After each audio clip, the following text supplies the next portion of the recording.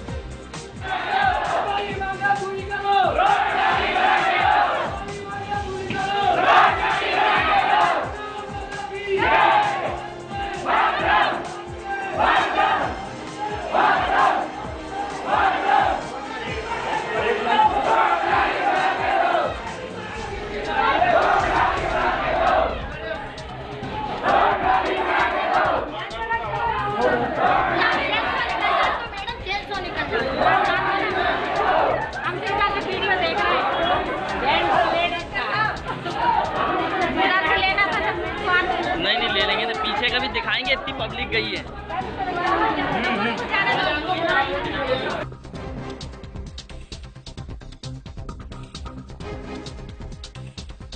अभी आपके माध्यम से मालूम चलेगा, ज्यादा इनने बताया वो एक बार आप जो आपने बोला है एक बार रिपीट कर दो। ये मीडिया भी कवरेज कर रही है, आप बता दो उसमें क्या है। कौन है मीडिया से? ये खड़े मीडिया पर्सन राहुल बैरागी और ये जी हम लोग करने जी बताइए, पूछो क्या है।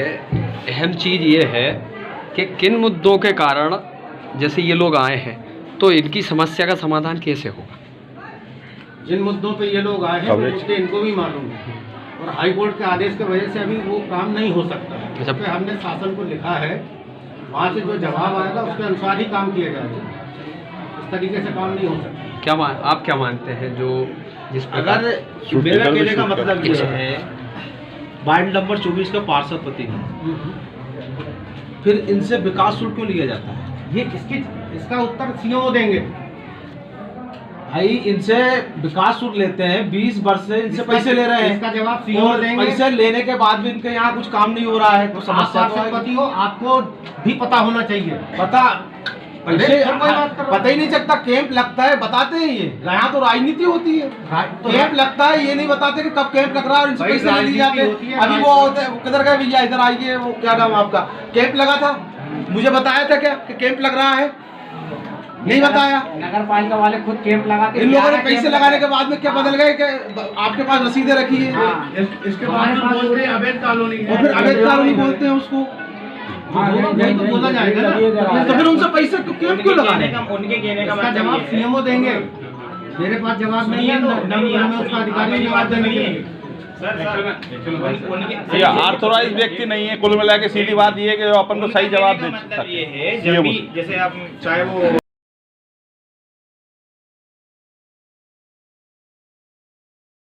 आई थी वार्ड नंबर 24 की स्क्वायर कॉलोनी का सड़क और पानी को लेकर क्या समस्या। समस्या तो देखो मेरे भाई कोई भी नहीं है, और समस्या बहुत कुछ है। अब हम छोटे मोटे काम जो शुल्क वगैरह उनसे मकान वालों से टैक्स जमा करवा के 50%, और हम पहले काम कर रहे थे, आज से साल 2 साल पहले तक हमने 23 नंबर वार्ड में काम किया।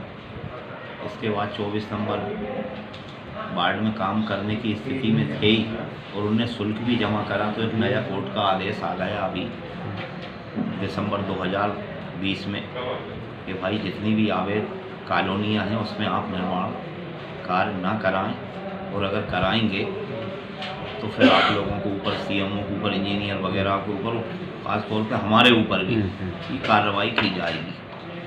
तो हम तो चाहते हैं कि भाई जनहित के सारे काम हों। अब कोई मैं अकेला अध्यक्ष तो बना नहीं हूँ, मेरे से पहले 4 अध्यक्ष दे चुके मंडीदीप के अंदर। जब छोटी मंडीदीप थी 18 वार्ड थे और आज है 26 वार्ड। और पूरे वार्डों का अगर पूरा आकलन किया जाए, 15 किलोमीटर का टोटल दायरा है। ऐसे घूम के आएंगे तो आप वो कम से कम 125-150 करीब छोटी बड़ी कॉलोनियाँ हैं। जबकि कॉलोनी के अंदर हॉस्पिटल की जगह छूटती है, स्कूल ग्राउंड के लिए जगह छूटती है,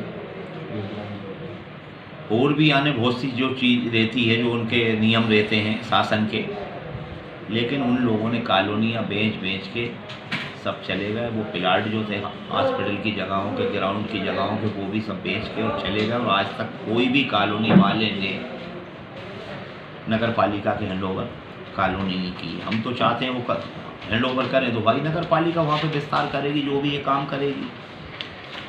अब ये हमारी थोड़ी सी मजबूरी है। बाकी अभी स्थानीय शासन विभाग की इसी महीने में अभी 9 तारीख के दिन, आज 5 तारीख, 9 तारीख के दिन मीटिंग है, तो हमारे CM साहब वगैरह, साहब वगैरह सब लोग इंजीनियरों को बुलाया इसी विषय में, कॉलोनी को देखते हुए, लोगों की परेशानियों को देखते हुए कि आज अपन जो देख रहे हैं कॉलोनी बना के चले गए, सीवेज लाइन पूरी टूट चुकी है, रोडों पे लेटरिन बाथरूम बेरा हैं। तो अपन चाहते हैं कि वहाँ पे काम हो। और हमने कलेक्टर साहब को भी लेटर लिखा है, स्थानीय शासन विभाग को भी लिखा है, मुख्यमंत्री जी को भी लिखा है हमने। और दूसरी बात ये कहना चाहूँगा कि हमारे सरकार की जो भी योजनाएं, केंद्र सरकार की हो या राज्य सरकार की, अच्छी योजनाएं हैं, मैं मना नहीं कर रही हूँ। कांग्रेस के टाइम पे भी से बढ़ के एक योजनाएं थी, लेकिन जो बेचारा लाइन में लगा हुआ जो आखिरी पंक्ति का आदमी, वहाँ तक इन चीज़ों का लाभ नहीं पहुँच पा रहा है। बड़े बड़े लोग जिनके पेट बाहर निकल रहे हैं, वो लोग इन योजनाओं का फ़ायदा उठा रहे हैं। तो आपके चैनल के माध्यम से मैं यही जनता से भी कहूँगा और हमारे मुख्यमंत्री जी से भी हाथ जोड़ के निवेदन है मेरा कि साहब इस पर ज़रा गौर की जाए और दोषी लोगों के खिलाफ सख्त कार्रवाई की जाए। आपका बिल्डोजर चली रही है पूरे मध्य प्रदेश के अंदर, थोड़ा सा देख लो साहब। आदरणीय परम पूजनीय हमारे पटवा जी ने तो व्यक्तिगत तौर मान लो या जो भी, जैसा मेरा तो काफ़ी नुकसान करवा चुका, तो मुझे उसका भी कोई हलाल नहीं है, गम नहीं है। जब मेरा 25 साल 30 साल से कब्जा है कोई जगह के ऊपर और दुनिया कर रही है कब्जे, तो मेरी सास की जगह पेड़ पौधों के हिसाब से मैंने बनाई दी, बाउंड्री कर दी। तो इनके कार्यकर्ता भाइयों ने वो कलेक्टर साहब से कह के या जो भी जैसा रहा हो तोड़ फोड़ करवा दी। भाई हमने कि ठीक है, हमें कोई दिक्कत परेशानी नहीं। तो मेरा बस यही निवेदन है मुख्यमंत्री जी से, परम पूजनीय हमारे प्रदेश के मुखिया शिवराज सिंह जी चौहान साहब से के साथ, भाई साहब थोड़ा ध्यान दिया जाए। इस मंडीदीप के अंदर औद्योगिक नगरी है, यहाँ पे जिनको भूख लग रही है उन लोगों को रोटी मिल नहीं रही है और भरे पेट वालों को रोटियाँ मिल रही है। तो योजना का सभी को लाभ मिले, हिंदू भाई को भी मिले, मियाँ भाई को भी मिले, और गरीबों को विशेष तौर पे जिनके तन पे कपड़ा नहीं है उनको इन योजनाओं का लाभ मिलना चाहिए। मालूम पड़ रही है कि जो सूट बूट पहन के घूम रहा है उनके पक्के मकान है, ट्रैक्टर ट्राली है, ज़मीन जायदाद है, तो प्रधानमंत्री आवास का फ़ायदा उठा रहा है। तो इसकी जांच होना चाहिए। मैंने प्रधानमंत्री जी, राष्ट्रपति जी तक और मुख्यमंत्री जी तक भी इसकी पहले भी मैंने उनसे चरण वंदना कर चुका हूँ।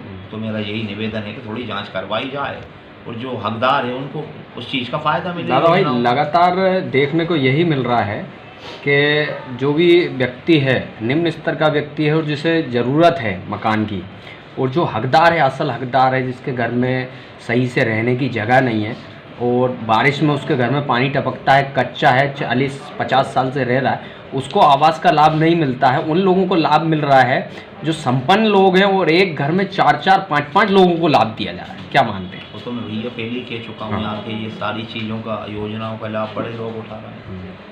तो इन लोगों के एक तो परमिट भी कैंसिल किए जाए, जितने गरीबी रेखा के जो नीचे जीवन यापन कर रहे हैं उन लोगों को मिले। ये बड़े लोगों के नाम काटे जाएँ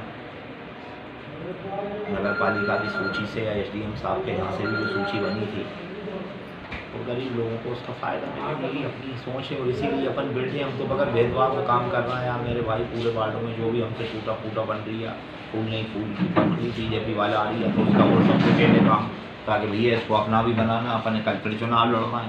ये सारी चीज़ को देखते हुए हम काम कर रहे हैं जनता जनार्दन का। और जनता हमारी भगवान है, हम तो उनके पुजारी हैं, साहब सेवक हैं, लगे हुए।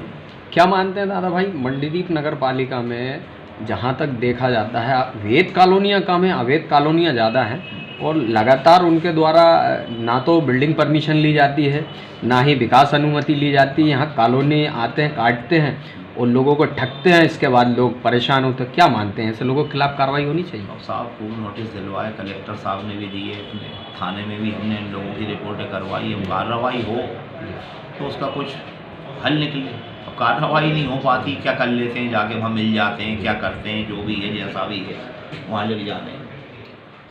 हाँ।